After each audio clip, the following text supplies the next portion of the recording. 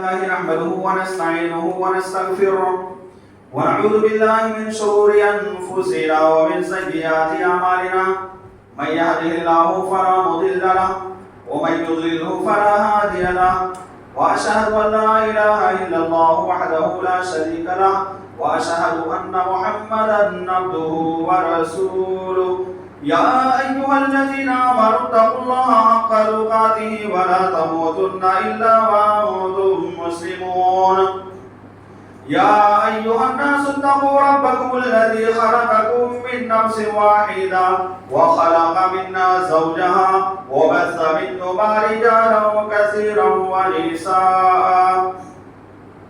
واتقوا الله الذي تساءلون به والأرحام إن الله كان عليكم رقيبا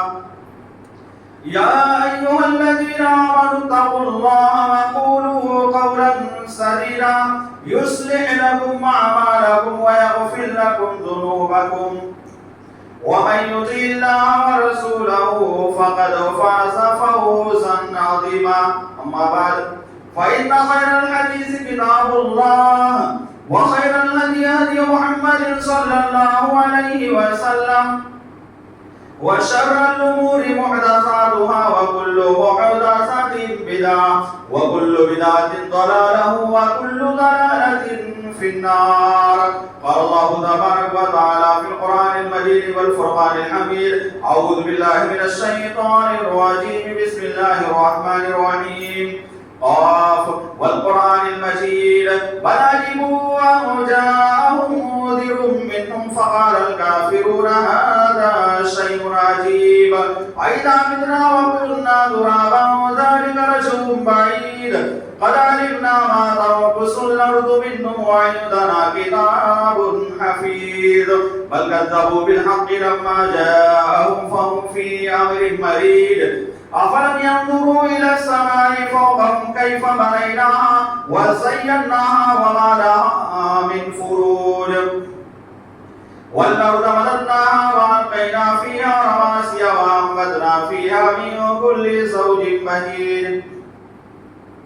قال الله تبارك وتعالى في القرآن المجيد وما محمد إلا رسول قد خلت من قبله الرسل أفإن مات أو قتل انقلبتم على أعقابكم ومن ينقلب على عقبيه فلن يضر الله شيئا وسيجزي الله الشاكرين وقال تعالى في موضع آخر إنك ميت وإنهم ميتون وقال النبي صلى الله عليه وسلم تركت فيكم أمرين لن تضلوا ما تمسكتم بهما كتاب الله وسنتي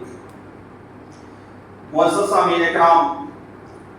تمام قسم کی تعریفات و توصیفات اللہ رب العالمین کے لیے لائق و زیبا ہے جس نے ہم تمام انسانوں کو پیدا کیا اور پیدا کرنے کے بعد ہماری رشد و ہدایت کے خاطر اس روئے زمین پر جس طرح انبیاء کرام کی ضرورت پیش آتی رہی اور رب العالمین بھیجتا رہا انہی انبیاء کرام میں سے ہمارے آخری نبی جناب محمد عربی صلی اللہ علیہ وسلم ہیں جن کے امتی ہونے کا ہم تمام لوگوں کو شرف حاصل ہوا ہے اس پر ہم تمام لوگوں کو اللہ رب العالمین کا تہہ دل سے شکر ادا کرنا چاہیے سامعین کرام یہ آیت کریمہ جو میں نے آپ حضرات کے سامنے پیش کی ہے اس آیت کریمہ سے آپ لوگوں نے سمجھ لیا ہوگا کہ آج کے خطبہ جمعہ کا موضوع کیا ہے کس موضوع پر خطاب کیا جائے گا تو آج کے خطبہ جمعہ کا موضوع ہے وفات رسول صلی اللہ علیہ وسلم اللہ رب العالمین نے اس آیت کریمہ میں بیان کیا وما محمد الا رسول کہ محمد رسول اللہ صلی اللہ علیہ وسلم اللہ رب العالمین کے رسول ہیں قد خلت من قبله الرسل آپ صلی اللہ علیہ وسلم سے پہلے بہت سارے انبیاء کرام گزر چکے ہیں افإن مات اگر یہ نبی بھی انتقال کر جائیں او قتل یا قتل کر دیے جائیں انقلبتم علی اعقابکم تو کیا تم لوگ اپنی ایڑیوں کے بل پیچھے پلٹ آؤ گے پیچھے لوٹ آؤ گے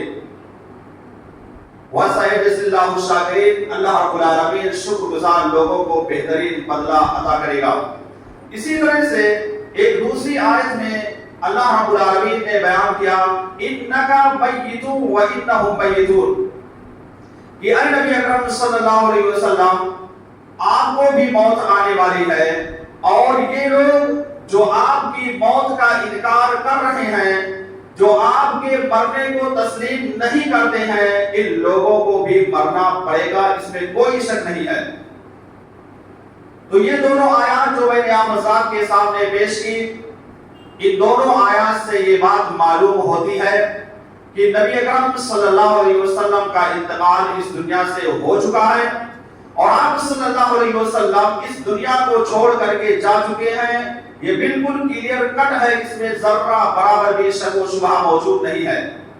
کیونکہ رب العالمین کا یہ فرمان ہے اور رب العالمین کا فرمان غلط نہیں ہو سکتا ہے۔ میرے بھائی اور دوستو، آج امت محمدیہ کے کچھ لوگ ایسے ہیں جو جہالت کی بنیاد پر شریعت کے بارے میں نالج اور جانکاری نہ ہونے کی وجہ سے گمراہی کے دلدل میں پھنسے ہوئے ہیں، بالکل گمراہی کی زندگی گزار رہے ہیں۔ ان کو نبی اکرم صلی اللہ علیہ وسلم کی سنت کے بارے میں، قرآن و حدیث کے بارے میں ذرہ برابر بھی جانکاری نہیں ہے، اس وجہ سے یہ گمراہ ہیں، گمراہی کے راستے پر چل رہے ہیں، اور اس پر ستم یہ ہے کہ ان کے علماء جو ہیں وہ اپنے پیٹ کو پالنے کے لیے عوام کو گمراہ کر کے رکھے ہیں، صحیح بات بتانے کی کوشش نہیں کرتے ہیں، اور ساتھ ہی ساتھ اپنی شاباشی کے نعرے بھی لگواتے رہتے ہیں کہ فلاں عالم نے بہت بہتر تقریر کیا، بہت بہترین باتیں بتائی، جبکہ حقیقی معنوں میں دیکھا جائے تو یہ خود بھی گمراہ ہیں اور اپنی عوام کو بھی گمراہ کرنے کی کوشش کر رہے ہیں۔ میرے بھائی اور دوستو، آپ حضرات اس حقیقت کو جانتے ہوں گے کہ نبی اکرم صلی اللہ علیہ وسلم نے جب اللہ رب العالمین کا جو پیغام تھا، جس پیغام کو دے کر کے اللہ رب العالمین نے اس روئے زمین پر نبی اکرم صلی اللہ علیہ وسلم کو مبعوث کیا تھا، بھیجا تھا، جب آپ نے رسالت کے کام کو پورا کر لیا، یعنی جو ذمہ داری اللہ رب العالمین کی طرف سے ملی ہوئی تھی، جب آپ نے اس کو پورا کر لیا، کما حقہ، جس طرح اللہ رب العالمین کا مطالبہ تھا، جس طرح اللہ رب العالمین یہ چاہتا تھا کہ دین اسلام کو پہنچانا ہے، اس طرح سے جب میرے آقا جناب محمد رسول اللہ صلی اللہ علیہ وسلم نے ہم تمام لوگوں تک یہ دین پہنچا دیا، اسلام پہنچا دیا، تو آپ صلی اللہ علیہ وسلم کے اقوال سے، اقوال کا مطلب بات کرنا، زبان سے کہنا، افعال کا مطلب کوئی کام کرنا، ان ساری چیزوں کے ذریعے سے آپ صلی اللہ علیہ وسلم کے آخری زندگی کے لمحات بالکل واضح ہونے لگے، بالکل پتہ چلنے لگا کہ اب آپ صلی اللہ علیہ وسلم اس دنیا کو چھوڑ کر کے جانے والے ہیں، اس میں کوئی شک نہیں ہے۔ ایسا کام ہوا آخر میں کہ صحابہ کرام کو بالکل پتہ چل گیا کہ اب میرے نبی اس دنیا کے اندر نہیں رہنے والے ہیں، اب اس دنیا کو چھوڑ کر جانے والے ہیں۔ آپ کو معلوم ہوگا کہ سن 11 ہجری میں نبی اکرم صلی اللہ علیہ وسلم نے 20 دن کا اعتکاف کیا۔ کتنے؟ 20 دن کا اعتکاف کیا، جبکہ آپ صلی اللہ علیہ وسلم 10 دن کا اعتکاف کیا کرتے تھے۔ اسی طرح سے جبریل امین علیہ السلام ہر سال قرآن مجید کا دور کراتے تھے، یعنی نبی کریم صلی اللہ علیہ وسلم کے پاس آ کر قرآن مجید کو ریہرسل کراتے تھے، یاد کراتے تھے تاکہ کچھ بھولنے نہ پائیں۔ لیکن جب آپ کی آخری زندگی کے لمحات چل رہے تھے، اس دوران جبریل امین نے 2 مرتبہ دور کرایا، 2 مرتبہ باقاعدہ ریہرسل کرایا۔ اسی طرح سے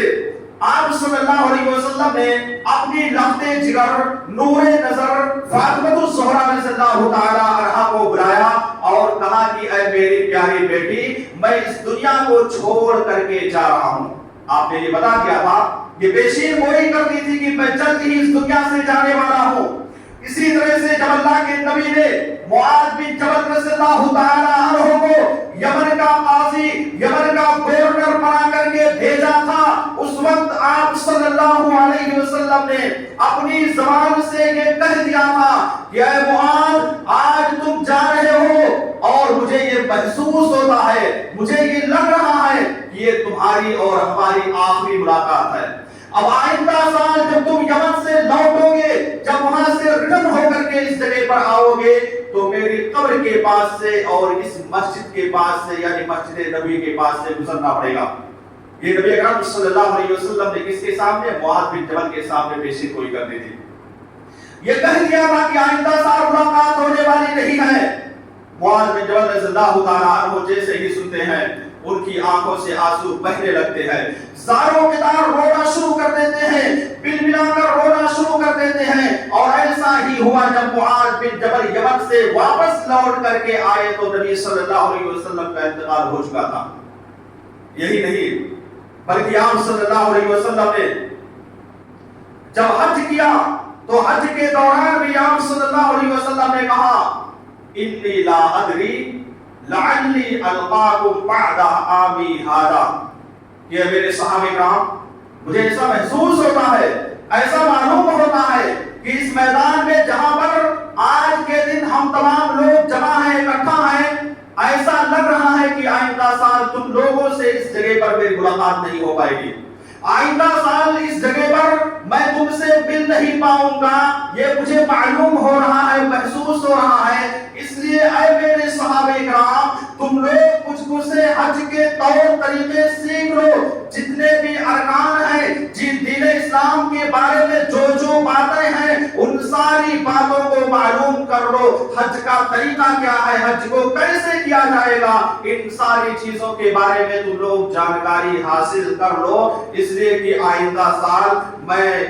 اس جگہ پر تم لوگوں سے ملاقات نہیں کر پاؤں گا۔ تو یہ نبی اکرم صلی اللہ علیہ وسلم کے چند لمحات تھے جو آپ نے اپنی زندگی میں بالکل ایسے پیشین گوئی کے طور پر صحابہ کرام کے سامنے رکھ دیا تھا اور یہ کہہ دیا تھا کہ آئندہ سال تم لوگوں سے ملاقات نہیں ہو پائے گی۔ کیا پتا چلا؟ پتہ یہ چلا کہ نبی کریم صلی اللہ علیہ وسلم نے پیشین گوئی کیا، اور یہ پیشین گوئی کرنے کا مطلب یہ نہیں ہے کہ نبی کریم صلی اللہ علیہ وسلم عالم الغیب تھے، ایسی کوئی بات نہیں۔ اللہ کے نبی پر وحی کی جاتی تھی، اس کے ذریعے سے آپ صلی اللہ علیہ وسلم کو ان باتوں کے بارے میں علم ہو جایا کرتا تھا۔ میرے بھائی اور دوستو، آئیے چلتے ہیں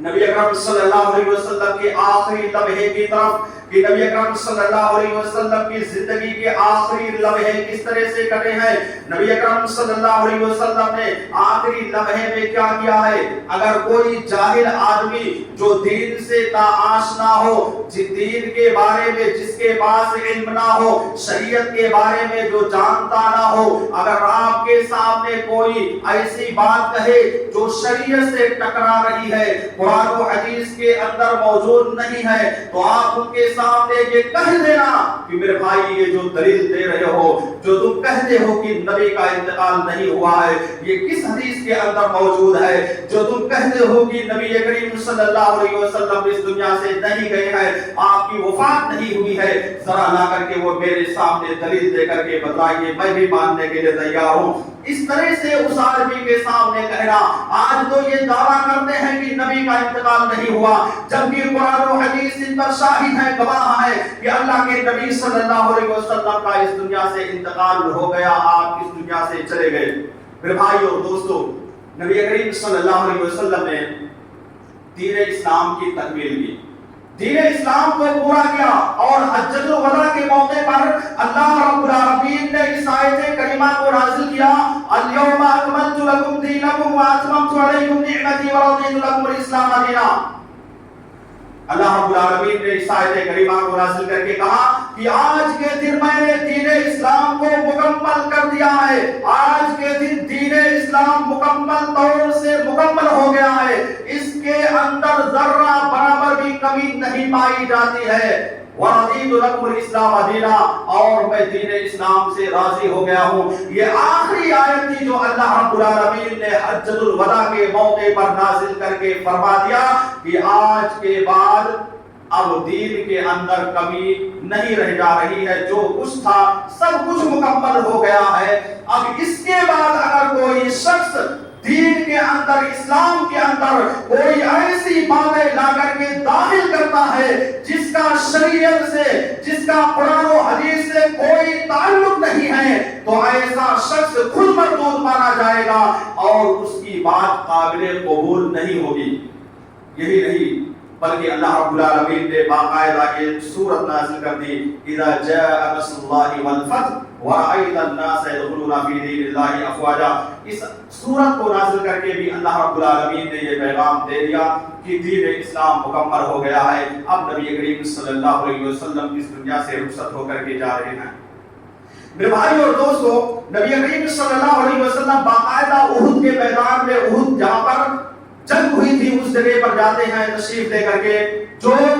احد کے شہداء تھے ان سے ملاقات کر رہے ہیں جو قبروں کے اندر مدفون تھے۔ ایسا لگ رہا تھا کہ آپ مردوں کو بھی الوداعی سلام کرنے کے لیے گئے ہیں، الوداع کہنے کے لیے مردوں کے پاس بھی گئے ہوئے ہیں۔ آپ وہاں جا کر کے باقاعدہ ان لوگوں کے لیے دعا کرتے ہیں، اور نبی اکرم صلی اللہ علیہ وسلم نے ان کی مغفرت کی۔ بہت سارے اقوال، بہت سارے افعال ایسے تھے جن سے پتہ چلتا تھا کہ نبی کریم صلی اللہ علیہ وسلم اب اس دنیا کے اندر نہیں رہنے والے ہیں۔ میرے بھائی اور دوستو، اس کے بعد آپ صلی اللہ علیہ وسلم نے اپنے آپ کو منبر رسول پر پیش کیا، مسجد نبوی کے اندر تشریف لاتے ہیں، اور آپ نے کہا کہ اے لوگو، اللہ رب العالمین نے مجھے تم لوگوں کا امام بنا کر کے بھیجا ہے، تمہارا پیشوا بنا کر کے بھیجا ہے، تمہارا اغوا بنا کر کے بھیجا ہے، میں تمہارا امام ہوں، میں تمہارا پیشوا ہوں۔ اللہ رب العالمین نے مجھے امام اور پیشوا بنا دیا ہے۔ اس بات کو لے کر کے میں ڈر رہا ہوں، خوف کھاتا ہوں کہ کہیں ایسا نہ ہو کہ یہ دنیا تمہارے اوپر کھول دی جائے۔ میں شرک سے اور دنیا کے مال و دولت سے اتنا زیادہ ڈر رہا ہوں کہ کہیں دنیا جو ہے کھول نہ دیا جائے اور تم لوگ دنیا کی رنگینیوں میں مشغول ہو جاؤ،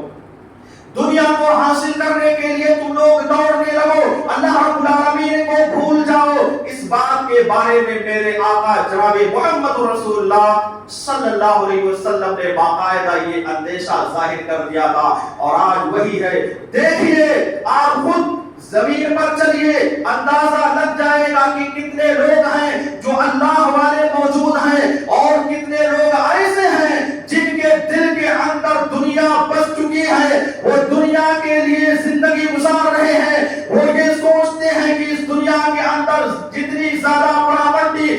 جتنی زیادہ دولت اور جتنا زیادہ مال جمع کر لیں گے یہی ہمارے لیے کافی ہو جائے گا، یہی کامیابی کا ذریعہ ہے۔ جبکہ میرے بھائیوں اور دوستوں، میری ماں اور بہنوں، یہ ان لوگوں کے لیے بہت بڑی بھول ہے۔ اس بھول سے دور رہنا چاہیے، اللہ تبارک و تعالیٰ کو ہمیشہ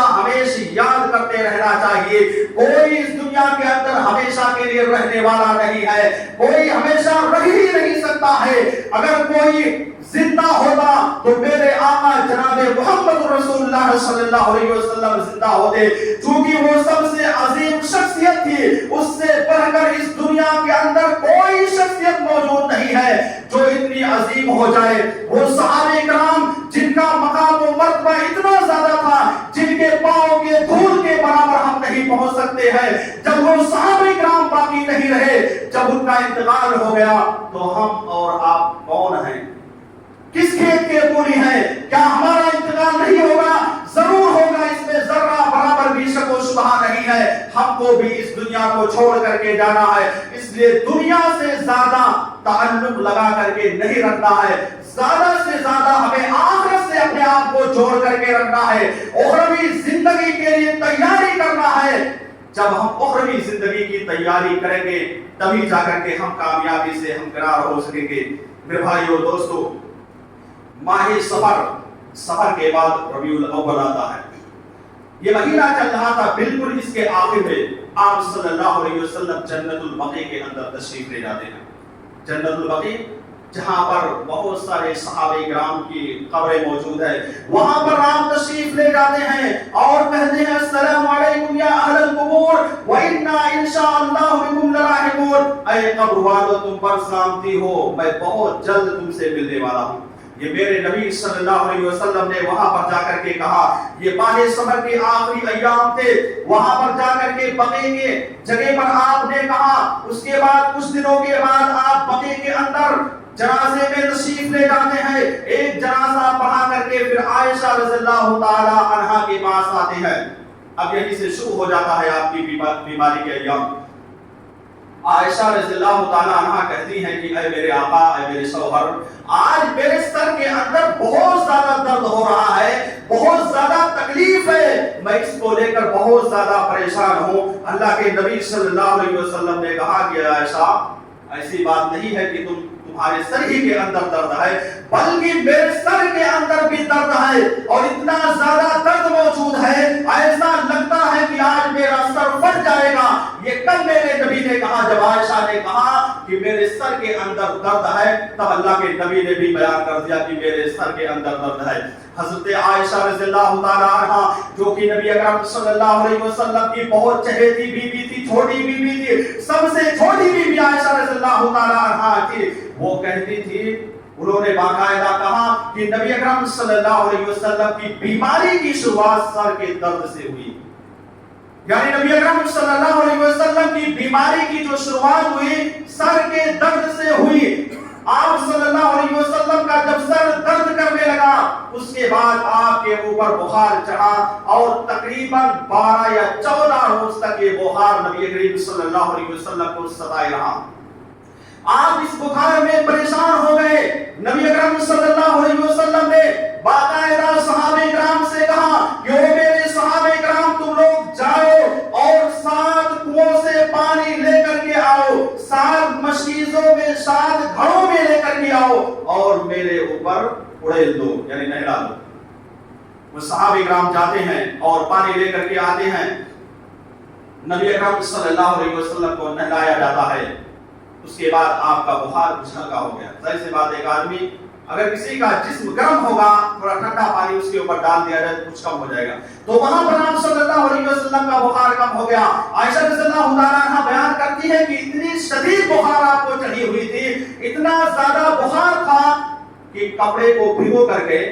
پانی میں، ٹھنڈے پانی میں ڈال کر کے آپ کے ماتھے پر، سر پر، جسم پر رکھا جاتا تھا، فوراً اس کی گرمی باہر نکلنے لگتی تھی۔ اتنا زیادہ بخار نبی اکرم صلی اللہ علیہ وسلم کو ہو گیا۔ جب آپ کو نہلایا گیا، آپ صلی اللہ علیہ وسلم تھوڑا بہت آرام پائے، اس کے بعد مسجد نبی کے اندر نماز پڑھانے کے لیے نکل لیتے ہیں۔ جیسے ہی آپ صلی اللہ علیہ وسلم اٹھتے ہیں، فوراً بے ہوش ہو کر کے گر پڑتے ہیں۔ پھر صحابہ کرام دوڑ کر کے آتے ہیں، آپ کے اوپر پانی چھڑکتے ہیں اور آپ کو ہوش آتا ہے۔ تقریباً 3 مرتبہ میرے آقا جناب محمد رسول اللہ صلی اللہ علیہ وسلم بے ہوش ہو کر کے گر پڑتے ہیں۔ پھر آپ کو ہوش آیا، آپ صلی اللہ علیہ وسلم نے اپنے آپ کو منبر رسول پر پیش کیا، منبر پر کھڑے ہوئے اور آپ نے کہا لعن اللہ الیہود والنصارى اتخذوا قبور انبیائہم مساجدا وقال لا تتخذوا وطن یعبد۔ اللہ کے نبی صلی اللہ علیہ وسلم نے کہا کہ یہود و نصارہ پر اللہ تبارک و تعالیٰ کی لعنت ہو، اللہ رب العالمین کی لعنت ہو، جنہوں نے اپنے نبیوں کی قبروں کو سجدہ گاہ بنا لیا۔ اور آپ نے کہا وقال لا تتخذوا قبری، اے میری قوم کے لوگوں، اے میری امت کے لوگوں، تم لوگ میری قبر کو وثن مت بنانا، بت مت بنانا، سجدہ کرنے کی جگہ مت بنانا۔ یہ نبی اکرم صلی اللہ علیہ وسلم نے باقاعدہ وہاں پر سبھی لوگوں کے سامنے بیان کر دیا۔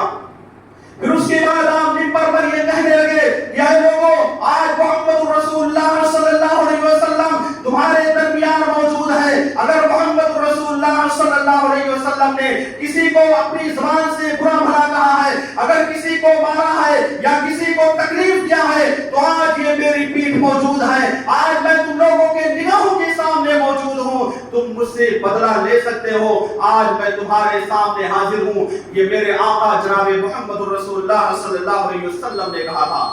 وہ نبی جس کو دنیا کے اندر جنت کی بشارت ملی ہوئی تھی، معصوم من الخطا، یعنی اللہ نے اگلے پچھلے سارے گناہوں کو معاف کر دیا تھا، سارے گناہوں کو بخش دیا تھا. جس کو دنیا کے اندر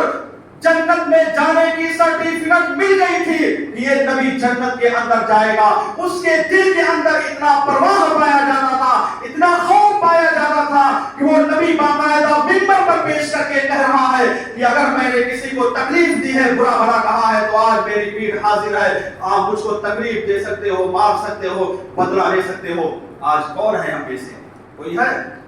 اگر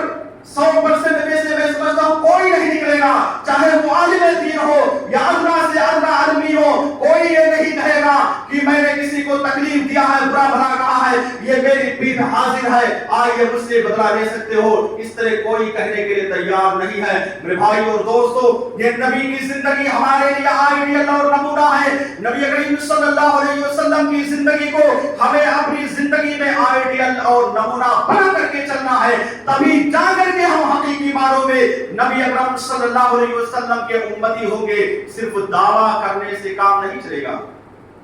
صرف زبان سے یہ کہہ دیا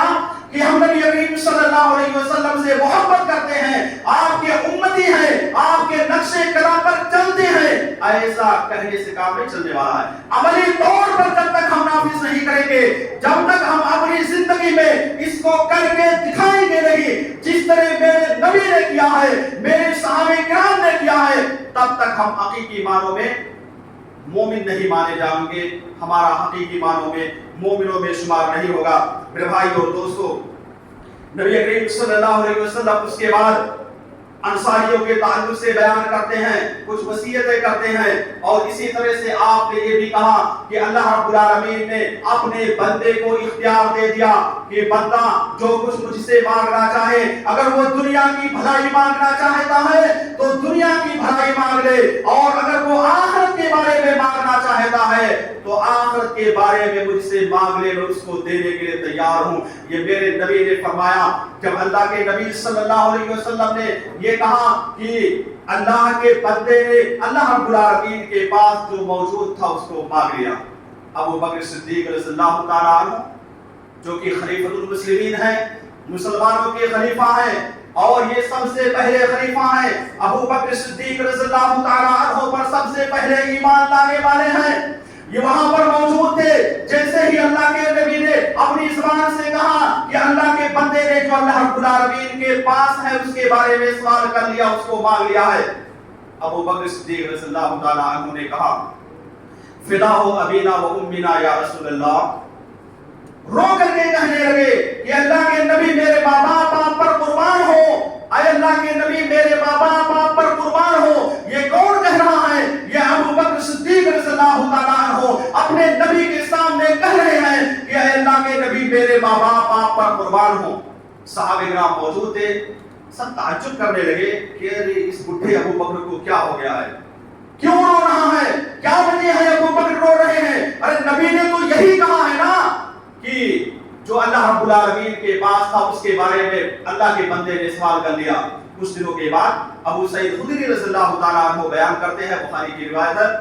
کہ کچھ دنوں کے بعد یہ راز ہم پر آیا ہو گیا، ظاہر ہو گیا، ہم کو پتا چل گیا کہ ابو بکر صدیق رضی اللہ تعالیٰ عنہ آخر کیوں رو رہے تھے، رونے کی وجہ کیا تھی، کیا ریزن تھا، کیا سبب تھا. کچھ دنوں کے بعد معلوم ہو گیا. کب؟ جب نبی اکرم صلی اللہ علیہ وسلم کا انتقال ہو گیا،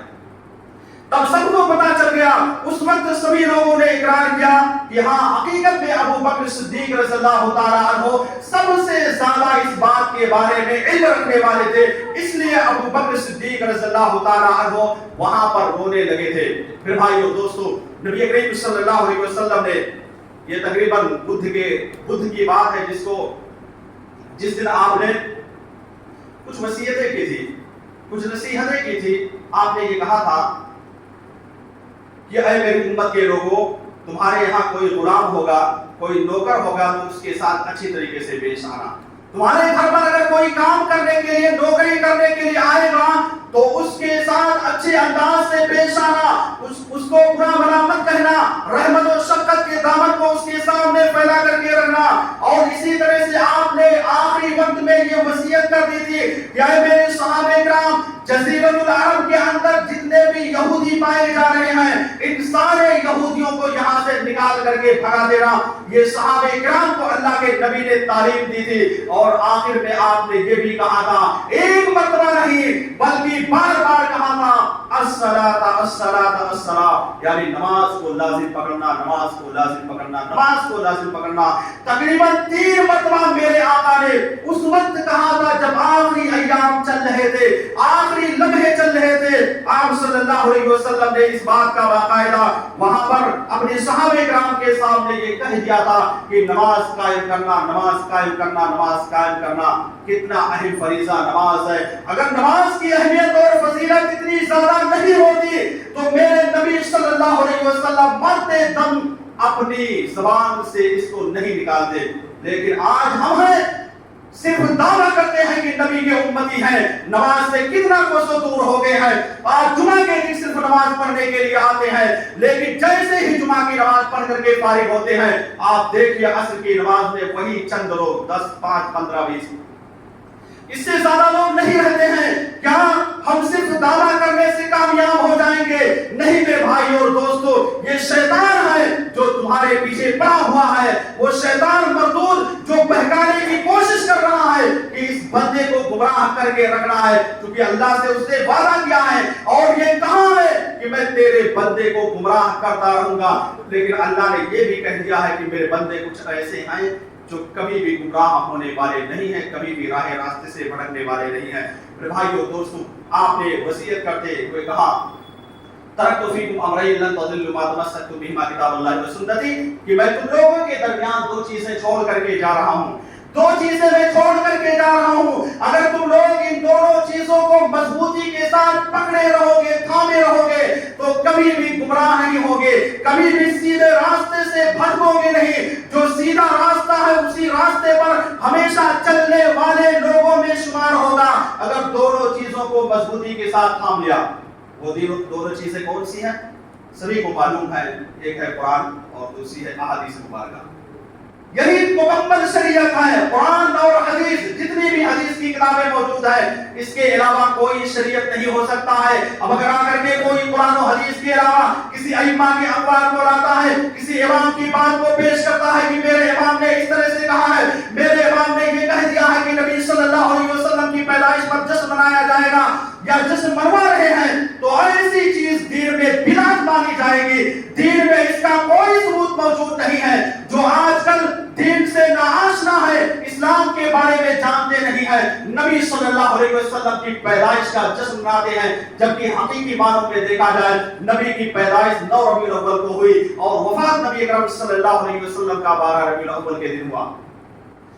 ہم کسی بھی چیز پر عمل کریں تو سب سے پہلے ہمیں دیکھنا ہے کہ کیا میرے نبی نے اپنی پیدائش کے موقع پر جشن منایا، اپنی پیدائش کے بارے میں خوشی منائی، یا آپ نے اپنے صحابہ کرام کو حکم دیا، وہ صحابہ کرام جو نبی اکرم صلی اللہ علیہ وسلم کے ساتھ ہمیشہ رہا کرتے تھے، جن کے دل کے اندر ہم سے کئی گنا بڑھ کر کے محبت پائی جاتی تھی، جب ان صحابہ کرام نے نبی اکرم صلی اللہ علیہ وسلم کی پیدائش پر جشن نہیں منایا، اور اسی طرح سے جو تابعی تھے، تبع تابعی تھے، یا بڑے بڑے ائمہ جو گزر چکے ہیں، جب ان لوگوں نے ہی نہیں منایا، امام ابو حنیفہ، مالک، شافعی، یہ سارے ائمہ، ان لوگوں نے جب نہیں منایا ہے تو ہم کیوں مناتے ہیں؟ کس بنیاد پر بنا رہے ہیں؟ کیا یہ دین میں بدعت نہیں ہے؟ بالکل بدعت ہے۔ میں ڈنکے کی چوٹ پر کہتا ہوں کہ جو لوگ شریعت میں اس طرح کی کام کر رہے ہیں جس کا قرآن و حدیث سے کوئی ثبوت موجود نہیں ہے، تو وہ بدعت ہے، اور بدعت کا ٹھکانہ کیا ہے؟ گمراہی ہے، اور گمراہی جہنم کے اندر لے کر کے جانے والی ہے۔ میرے بھائی اور دوستو، نبی کریم صلی اللہ علیہ وسلم کے آخری لمحات چل رہے ہیں۔ آپ صلی اللہ علیہ وسلم کو غسل دیا گیا، غسل کر کے آپ صلی اللہ علیہ وسلم نہانے کے بعد کچھ بخار آپ کا ہلکا ہوا، اور آپ صلی اللہ علیہ وسلم بے ہوش ہو کر کے جب گر پڑے، بار بار اٹھ رہے ہیں لیکن بے ہوش ہو کر کے گر رہے ہیں، اس کے لیے نماز پڑھانے کے لیے۔ آخری دم تک آپ یہ سوچتے تھے کہ میں خود نماز پڑھاؤں جا کر کے صحابہ کرام کو۔ جب اٹھنے سے معذور ہو گئے، مجبور ہو گئے، آپ نے کہا مروا ابا بکر فلیصلی بالناس، آپ لوگ تھوڑا آگے آئیے، دیکھیے جگہ خالی ہے، اس کو پر کیجیے تاکہ پیچھے جو آ رہے ہیں ان کو دقت نہ ہو۔ ہمیشہ پہلی صف میں اگر جگہ خالی رہے تو وہاں بیٹھنے کی کوشش کیجیے. تو نبی اکرم صلی اللہ علیہ وسلم نے کہا مرو ابا بکر فلیصلی بالناس، اے لوگوں ابو بکر کو حکم دے دو، ابو بکر کو جا کر کے کہہ دو کہ وہ لوگوں کو نماز پڑھا دے، لوگوں کی امامت کرا دے. کس نے کہا؟ میرے آقا نے کہا، میرے نبی نے کہا. جب آپ اٹھنے سے معذور ہو گئے، مجبور ہو گئے، پریشان ہو گئے، ابو بکر کو حکم دے دیا گیا. ابو بکر صدیق رضی اللہ تعالیٰ عنہ آگے بڑھتے ہیں اور امامت کرتے ہیں. ابو بکر صدیق رضی اللہ تعالیٰ عنہ نے نبی کی زندگی میں 17 وقت کی نمازیں پڑھائی تھی. 17 وقت کی نمازیں ابو بکر صدیق رضی اللہ تعالیٰ عنہ کو پڑھانے کا شرف حاصل ہوا تھا. میرے بھائیو اور دوستو، نبی اکرم صلی اللہ علیہ وسلم کا ابو بکر کو حکم دینا نماز پڑھانے کا یہ اس بات کی دلیل تھی کہ میرے نہ رہنے کے بعد اگر کوئی پہلا خلیفہ بنے گا، کوئی ذمہ دار بنے گا مسلمانوں کا، تو وہ ابو بکر تھا. یہ نبی کی طرف سے باقاعدہ نبی نے چوائس کر لیا تھا، پسند کر لیا تھا اور یہ کہہ دیا تھا کہ میرے بعد اگر کوئی خلیفہ ہوگا تو یہی ابو بکر صدیق رضی اللہ تعالیٰ عنہ ہوں گے. بہرحال ابو بکر صدیق رضی اللہ تعالیٰ عنہ نے نماز پڑھائی. ایک مرتبہ شاید وہ ہفتے کا دن یا اتوار کا دن تھا. اس دن جب نبی اکرم صلی اللہ علیہ وسلم کی بیماری کم ہو گئی تو آپ صلی اللہ علیہ وسلم مسجد کے اندر تشریف لے جاتے ہیں. ابو بکر صدیق رضی اللہ تعالیٰ عنہ امامت کر رہے ہوتے ہیں. آپ جاتے ہیں اور ابو بکر کے بائیں جانب بیٹھ جاتے ہیں، بیٹھ کر نماز شروع کر دیتے ہیں. گویا کہ نبی اکرم صلی اللہ علیہ وسلم امام بن جاتے ہیں ابو بکر کے، اور ابو بکر جتنے بھی صحابہ کرام موجود تھے سب کے امام ہو گئے. آپ صلی اللہ علیہ وسلم ہلکی ہلکی آواز میں اللہ اکبر کہتے تھے اور ابو بکر صدیق رضی اللہ تعالیٰ عنہ بلند آواز سے تکبیر کہا کرتے تھے. پتہ یہ چلا کہ نبی کریم صلی اللہ علیہ وسلم کو وہاں پر بھی موقع ملا نماز پڑھانے کا ابو بکر کے ساتھ. تو نبی کریم صلی اللہ علیہ وسلم نے باقاعدہ ابو بکر صدیق رضی اللہ تعالیٰ عنہ کو اپنا مقتدی بنایا اور آپ صلی اللہ علیہ وسلم وہاں امام بن گئے. دوشنبہ کا دن جو کہ انتہائی غمناک دن تھا، اسی دن میرے آقا کا انتقال ہوا. اس دن نبی کریم صلی اللہ علیہ وسلم جب ابو بکر صدیق رضی اللہ تعالیٰ عنہ نماز پڑھا رہے تھے، صحابہ کرام سب موجود تھے، آپ حجرے عائشہ کے اندر موجود تھے. پردہ اٹھایا، دیکھا تو صحابہ کرام سب نماز پڑھ رہے ہیں. صحابہ کرام کو محسوس ہو گیا کہ لگ رہا ہے نبی اکرم صلی اللہ علیہ وسلم تشریف لے کر کے آ رہے ہیں. ابو بکر نے سوچا کہ ابو قحافہ کا بیٹا، اس کے لیے درست نہیں ہے کہ میرا نبی آ جائے اور میں اس مصلی پر کھڑے ہو کر کے نماز پڑھاؤں. فوراً ایڑیوں کے بل پیچھے پلٹنے لگے اور صحابہ کرام کے اندر اتنی زیادہ خوشی ہو گئی کہ ایسا لگ رہا تھا کہ نماز کے درمیان فتنہ واقع ہو جائے گا. نبی اکرم صلی اللہ علیہ وسلم سمجھ گئے کہ یہ انتہائی زیادہ خوش ہو گیا ہے، نماز کا ڈسٹرب ہو جائے گا. آپ نے کہا کہ اے لوگوں، اے میرے صحابہ کرام، تم نماز جاری رکھو. آپ نے اپنے پردے کو گرا لیا اور حجرے عائشہ کے اندر پھر چلے گئے. تو نبی اکرم صلی اللہ علیہ وسلم وہاں پر جانے کے بعد اس کے بعد اب کہتے ہیں کہ اے میری بیوی، اے لوگوں، ابو بکر کے گھر کا جو پردہ ہے اس کو کھول دیجئے. مجھے ابو بکر صدیق رضی اللہ تعالیٰ عنہ سے انتہائی زیادہ محبت ہے. باقاعدہ نبی اکرم صلی اللہ علیہ وسلم نے پردے کو کھلا دیا. میرے بھائیو اور دوستو، اسی دوران اللہ کے نبی نے حضرت فاطمہ جو کہ نبی کی لخت جگر نور نظر چھوٹی بیٹی تھی، ان کو بلایا کہ فاطمہ تم ادھر رہو. فاطمہ آتی ہیں. نبی اکرم صلی اللہ علیہ وسلم نے ان کے کان میں کچھ سرگوشی کی، چپکے سے کوئی بات کی. صحابہ کرام بھی بیٹھے ہوئے تھے. ان لوگوں نے سوچا کہ آخر نبی صلی اللہ علیہ وسلم نے کیا بات کہی کہ فاطمہ رضی اللہ تعالیٰ عنہا رونے لگی. کچھ دیر کے بعد پھر بلاتے ہیں، کہتے ہیں میری بیٹی ادھر آؤ. آپ نے دوسرے کان میں سرگوشی کی، آرام سے بالکل ہلو آواز میں باقاعدہ کی. پھر اس کے بعد جب ان لوگوں نے سنا کہ یہاں پر فاطمہ رضی اللہ تعالیٰ عنہا ہنسنے لگتی ہیں، اب صحابہ کرام کے دل کے اندر یہ طرفہ کی وجہ کیا تھی؟ فوراً بلایا کہ فاطمہ کیا بات تھی جب تمہارے ابو تمہارے کان میں پہلی مرتبہ بات کر رہے تھے تو رونے کیوں لگی تھی؟ فاطمہ رضی اللہ تعالیٰ عنہا نے کہا کہ صحابہ کرام، جب میرے ابو میرے کان میں پہلی مرتبہ سرگوشی کر رہے تھے اس وقت آپ نے کہا کہ میری پیاری بیٹی، میں اس دنیا کو چھوڑ کر کے جانے والا ہوں، میری زندگی کے آخری لمحے چل رہے ہیں، اب میں اس دنیا کے اندر نہیں رہنے والا ہوں. جب میں نے اپنے باپ کی زبان سے یہ بات سنی کہ میرا باپ اس طرح کہہ رہا ہے، ظاہر سی بات ہے جب کسی کا باپ کہے گا اگر اس کو کچھ آثار نظر آ جائیں تو تکلیف ہوگی، روئیں گے. تو فاطمہ رضی اللہ تعالیٰ عنہا نے کہا کہ مجھے بہت تکلیف ہوئی جس کی وجہ سے آنکھ سے آنسو جاری ہو گیا، میں رونے لگی. لیکن جب دوسری مرتبہ آپ نے بلا کر کے کہا یہ فاطمہ، میرے جانے کے چند دن کے بعد تم بھی چلی جاؤ گی.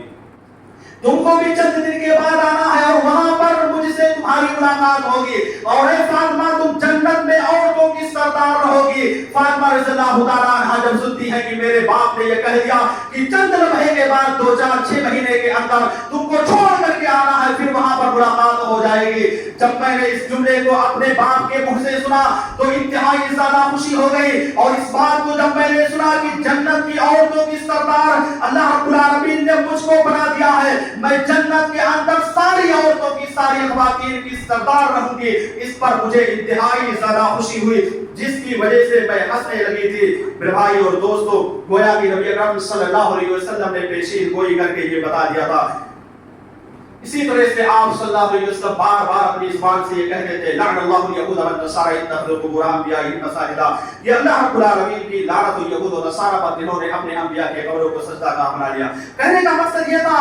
آپ کا بار بار پیش کرنے کا مقصد یہ تھا تاکہ میرے مرنے کے بعد، میرے انتقال کر جانے کے بعد میری امت کے لوگ جو ہے میری قبر کو سجدہ گاہ نہ بنائیں، اس لیے بار بار آپ صلی اللہ علیہ وسلم اپنی زبان سے یہ کہا کرتے تھے۔ اسی طرح سے جب نبی اکرم صلی اللہ علیہ وسلم کی زندگی کے آخری لمحے چل رہے تھے، آپ صلی اللہ علیہ وسلم انتہائی زیادہ بیمار ہو گئے تھے۔ عائشہ رضی اللہ تعالی عنہا بیان کرتی ہیں کہ نبی اکرم صلی اللہ علیہ وسلم مجھ سے کہتے تھے کہ اے میری پیاری بیوی، میں نے